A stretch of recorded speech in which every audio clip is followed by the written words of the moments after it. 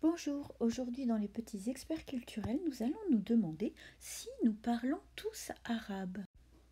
L'histoire de la langue française est en effet très liée à l'histoire des civilisations arabes.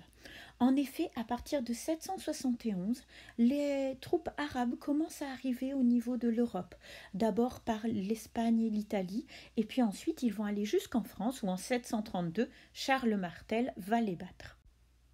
Pendant ces temps de conquête, on a donc été exposé à la langue arabe et il y a un certain nombre de mots qui sont restés dans la langue française.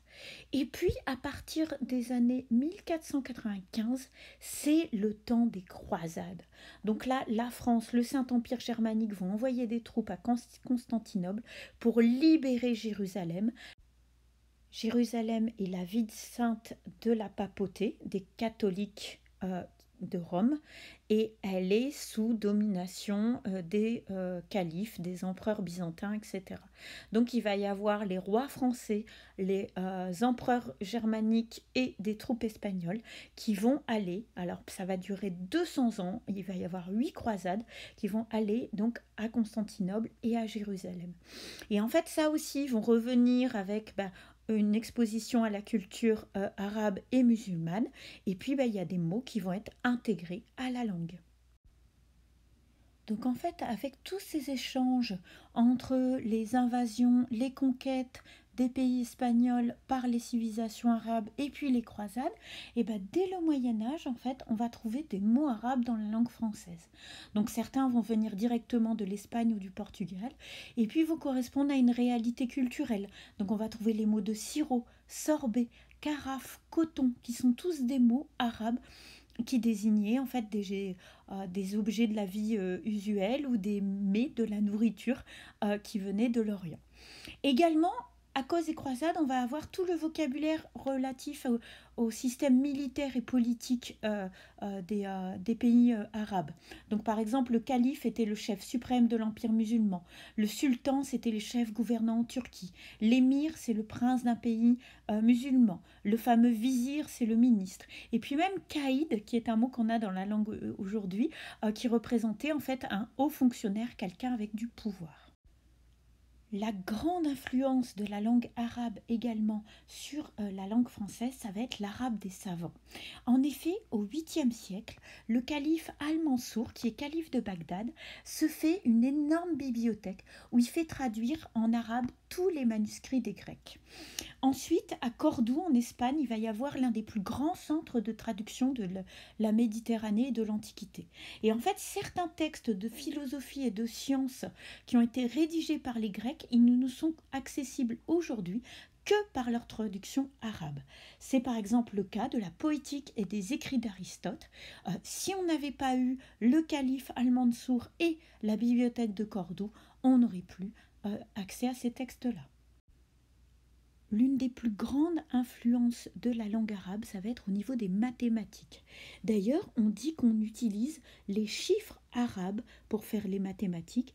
En fait, il s'agit plus des chiffres qui venaient d'Inde, mais qui sont passés par la culture musulmane par rapport aux chiffres romains qui étaient utilisés donc dans l'Empire romain. Alors l'un des plus grands mathématiciens de l'Antiquité, ça va être Al-Khwarizmi, qui était un mathématicien perse et qui en fait a posé les bases des sciences mathématiques. À partir de son nom, Al-Khwarizmi, on s'est donné en fait les mots algorithme et arithmétique. Également, on retrouve le mot cifre, qui veut dire vide en arabe, et en fait ça a donné le mot chiffre, donc nos fameux chiffres arabes, et puis c'est également passé par l'italien, ça a donné cifro, zéphiro, qui a donné zéro. Donc on voit qu'on a une influence dans le langage des mathématiques. Également dans ce qui est à l'origine de la chimie, la langue des alchimistes. Donc en fait, les alchimistes, c'était ceux qui cherchaient la fameuse pierre philosophale qui permettait de transformer n'importe quel métal en or. Donc c'était le début des expériences. Et en fait, la pierre philosophale en arabe, ça se dit alchimus. et donc c'est alchimie.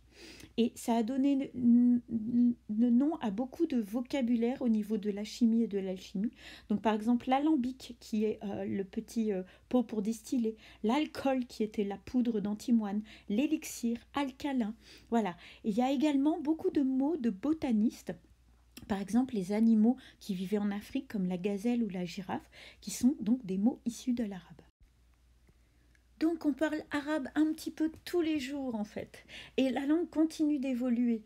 En fait, il y a des mots, voilà, par exemple, à la découverte du café au XVIIe siècle, on a emprunté le mot kawa qui venait donc de l'arabe. On va dire un chouïa pour dire un petit peu. La douane, ça vient de diwan qui était le bureau d'office dans la langue arabe. Et puis également, on va avoir des mots qui sont apparus au XXe siècle. Par exemple, kif kif, qui vient de l'arabe kif, qui veut dire comme. Il y a aussi le mot kiffer, qui veut dire aimer comme. Ensuite, on va parler du bled, qui va être le village, des samalalek, qui vont être des choses qu'on va comprendre un petit peu moins, ça vient de salam aleikum. Donc il y a plein de mots en fait qu'on va utiliser de façon mélangée avec le français, qu'on va franciser et qu'on va intégrer dans notre langue.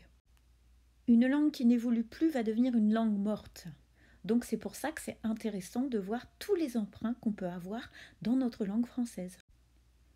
Voilà, j'espère que cette petite vidéo vous a plu. Nous parlons donc tous arabe dans la vie de tous les jours. Je vous donne rendez-vous sur d'autres vidéos des petits experts culturels concernant la langue française, les experts francophonie. Vous pouvez nous retrouver sur la chaîne YouTube ou sur le site csiculture.com.